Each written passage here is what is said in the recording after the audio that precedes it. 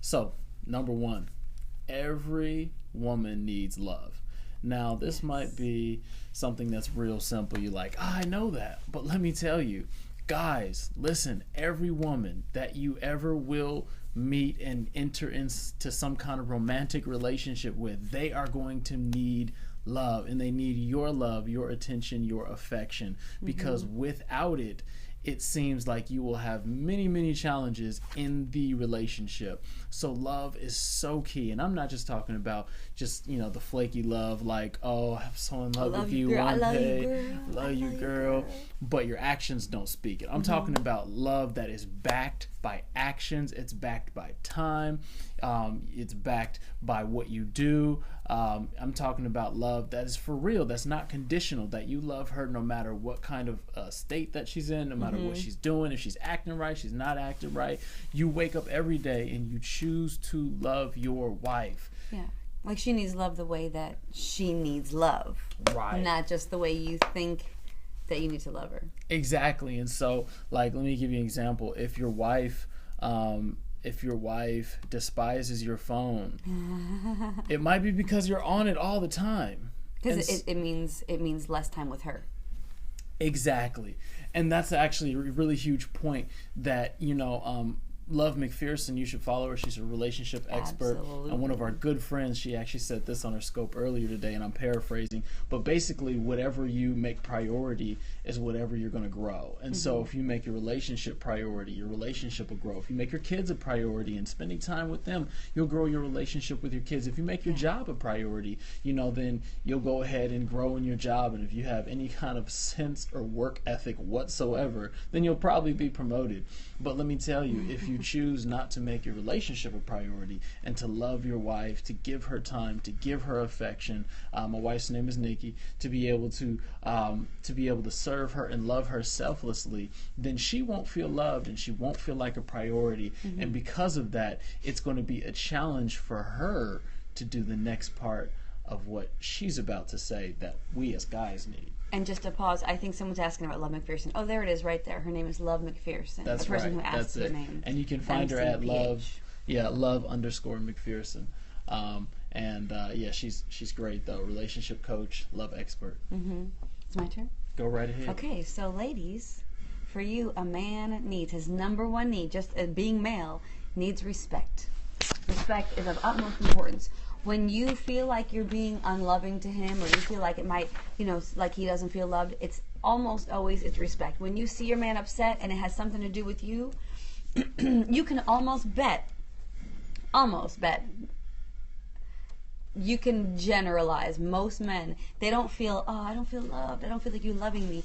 They feel disrespected. So whatever it is, if there's a conflict between the two of you and he seems like he's upset, like you've done something wrong, one of the safest things to say to him is, I apologize if I disrespected you.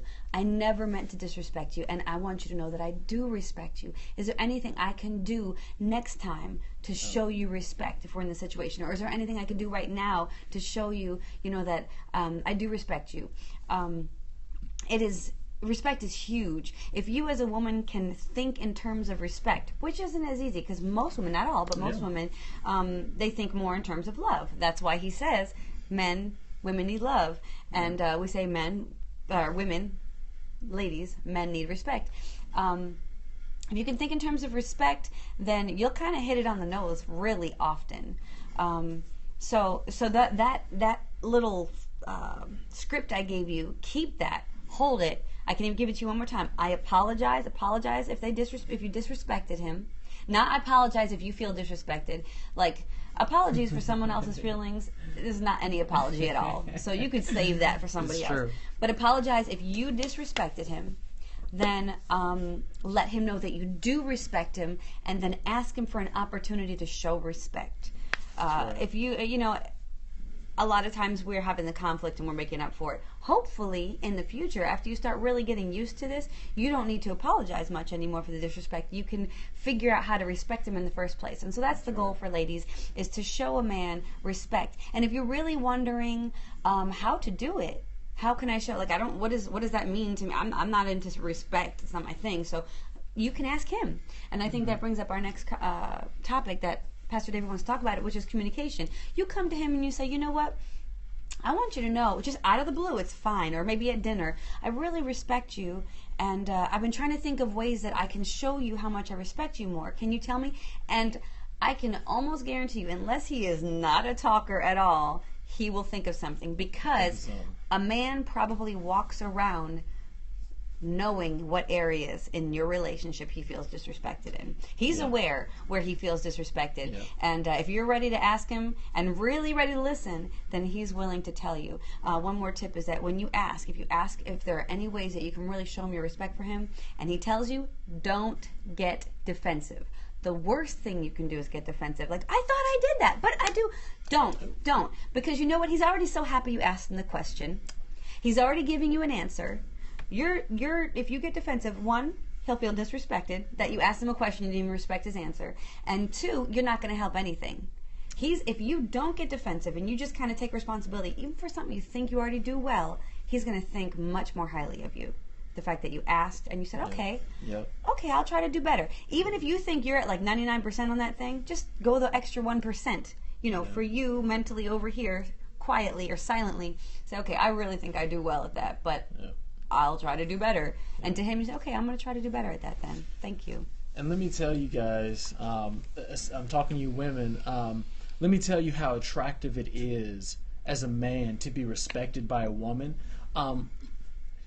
You can almost guarantee, and this, I won't say 100%, but you can almost guarantee that the women in this man's life, whether it be romantic or not romantic, but the women in this man's life, the ones who show him a lot of respect and love him through a lot of respect, he probably thinks very highly of them. Yeah. And let me tell you, as a man, it's much easier to romantically like a woman or even start to be interested in a woman who shows a high ability to respect a man. It's a very, very attractive quality. That's why men flee when they have women who have attitudes and have, and it's not a negative to have a strong personality, but when they force their thoughts, their wills, their opinions on you, regardless of how the man feels about it, it's not an attractive quality to a man.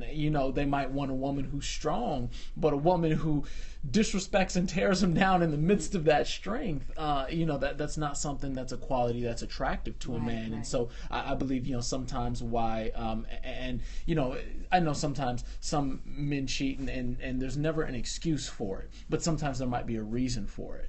And that reason might be because a man is being disrespected in his home. He's not feeling that value. And what happens a lot of times in a relationship is that when a woman feels loved by her man, she feels valued.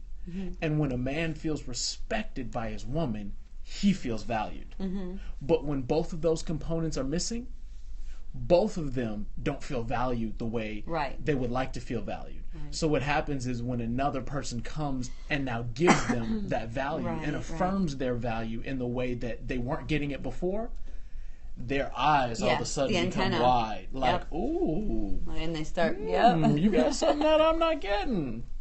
And so it's just something to be aware of. But one of the most important things you got to remember: love. Women need love. Men need respect. And guys, you can't love your woman if you don't love yourself first. And where are we getting this from? We're getting this from the Bible. In Colossians chapter 3 and verses 18 and 19, it says, "Men, love your wives." And then it says, "Women, submit yourselves to your husband." And so I'm supposed to love my wife.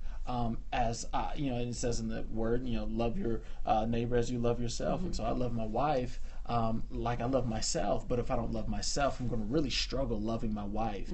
And so, first of all, I got to be built up as a man. I got to be strong enough to be confident enough in loving myself, being comfortable in my own skin, being comfortable in my relationship and who I am and who God has made me. And then that way I'll be strong enough to be able to love my woman. And let me tell you, sometimes you got guys that are like, I got my woman in check. And let me tell you, an ego isn't attractive. No. And maybe, I don't know, maybe some women like that swag, but behind all that swag, is a bunch of insecurity. Yep. Because my woman, it's good, Pastor D. my woman is strong and she's amazing and awesome. But I want to let you know that she respects me. She talks highly about me to other people, and she will back down, back up, or she will definitely submit if I have a strong opinion or strong will. She'll back down. But I never go around. Ever. You've never heard me go around talking about I got my woman in check. No, and I rule this house. I've never even said that.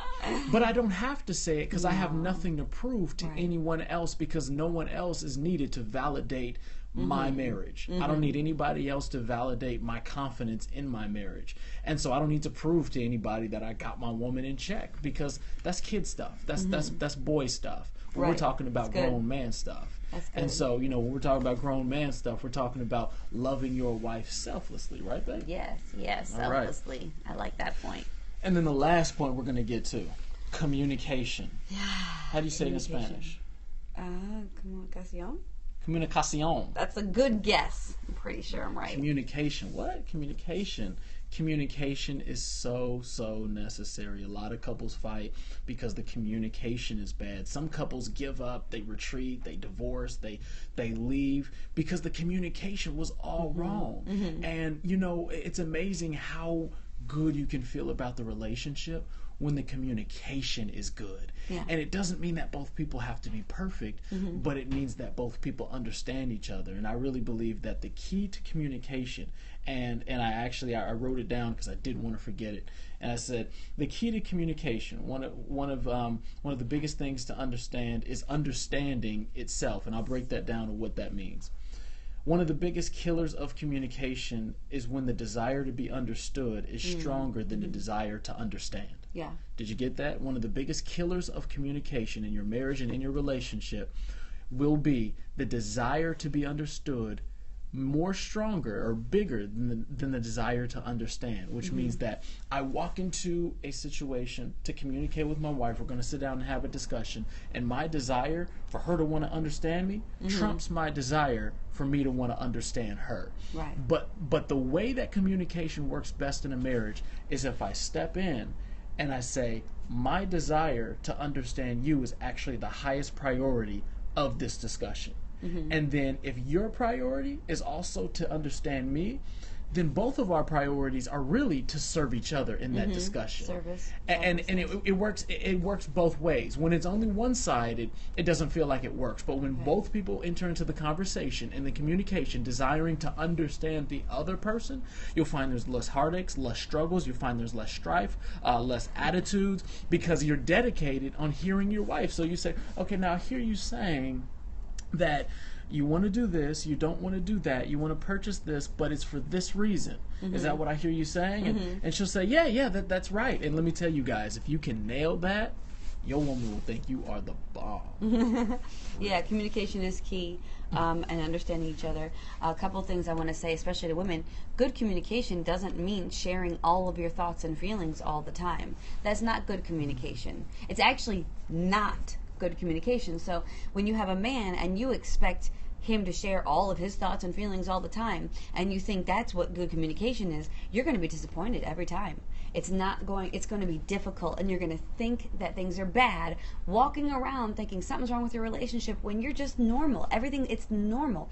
So as a woman, we personally have to keep ourselves from saying all of our thoughts and feelings at every moment that we feel and think them.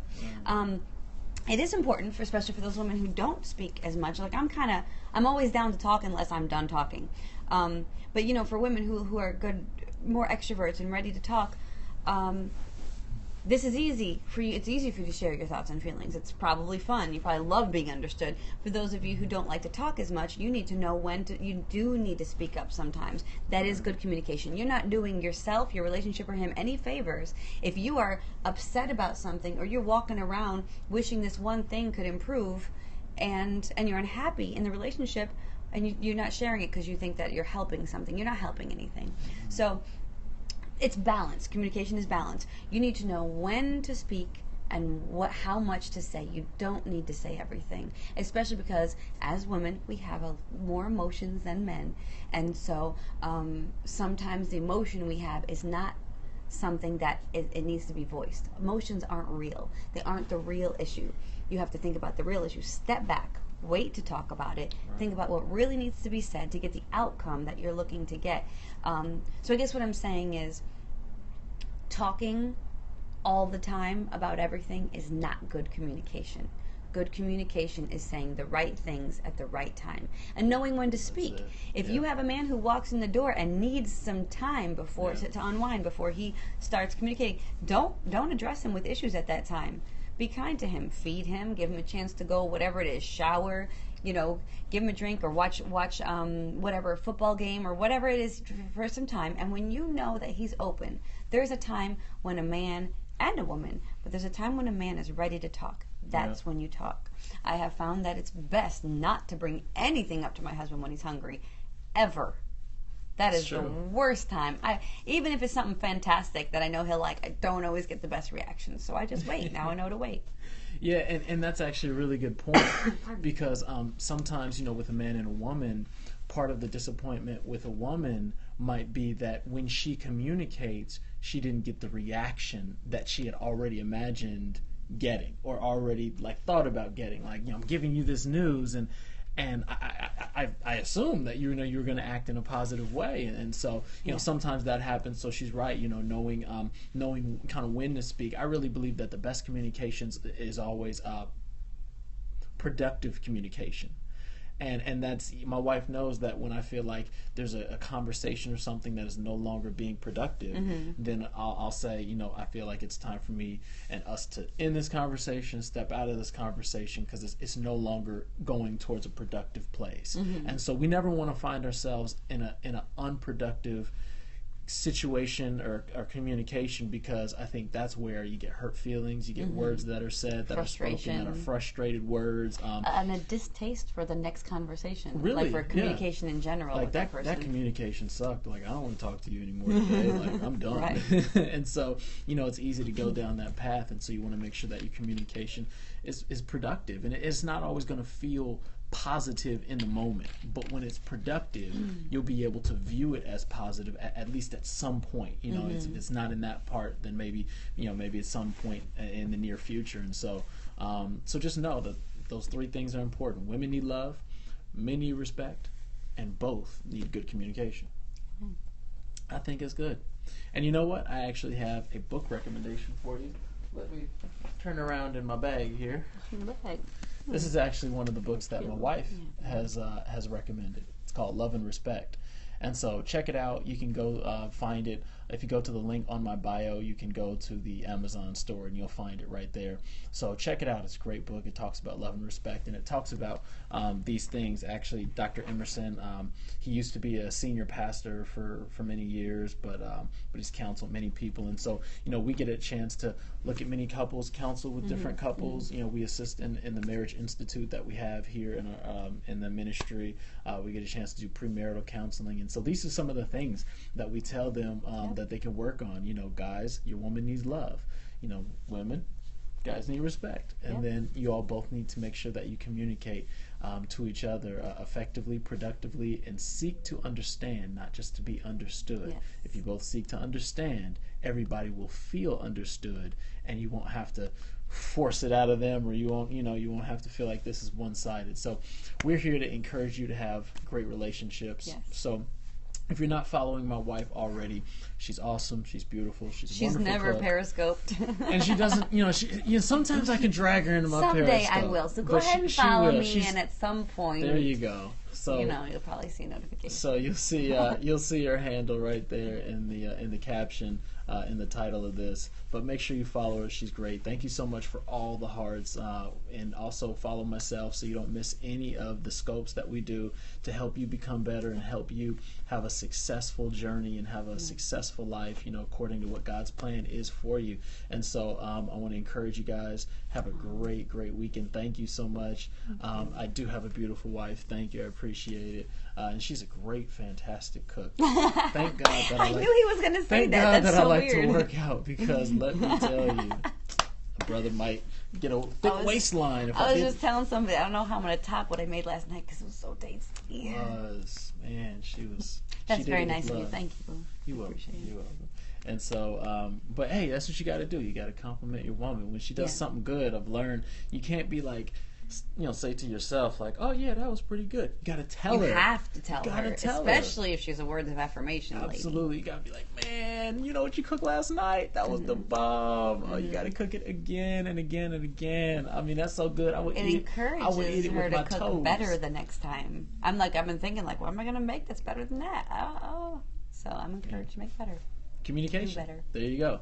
And so, what was it? It was like a salmon with like tomatoes, spinach, broccoli, mushrooms, a little bit of cheese. I like a lot of cheese actually. I like a lot of cheese, cheddar cheese, and over rice. It was like kind of like a pile of. It was not attractive.